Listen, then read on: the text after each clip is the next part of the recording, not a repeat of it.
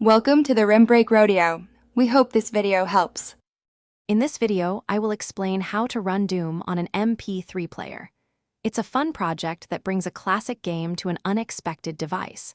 We'll cover the essential steps to get you started, from understanding the necessary components to the actual installation process. Get ready to transform your portable music player into a retro gaming machine.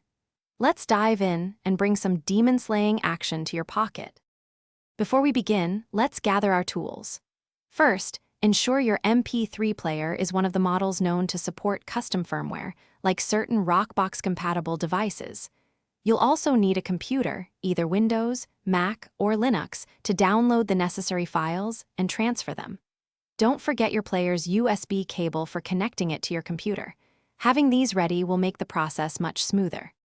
Now for the exciting part, installation. Begin by downloading the correct Rockbox firmware for your specific MP3 player model from their official website. Once downloaded, connect your player to your computer and transfer these firmware files to its root directory.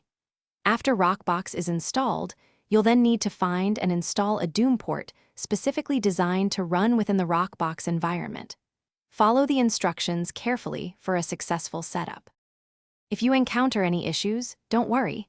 A common tip is to always back up your MP3 player's original firmware before making any changes. This way, you can always revert if something goes wrong. If you're stuck, online communities and forums dedicated to Rockbox and Homebrew are excellent resources for troubleshooting specific device problems. They often have solutions for common hurdles. Also, for other great deals and the link to grab a Little Trees Black Ice air freshener, check out the description below. Enjoy your portable Doom experience. Thanks for watching. Consider subscribing if we helped you.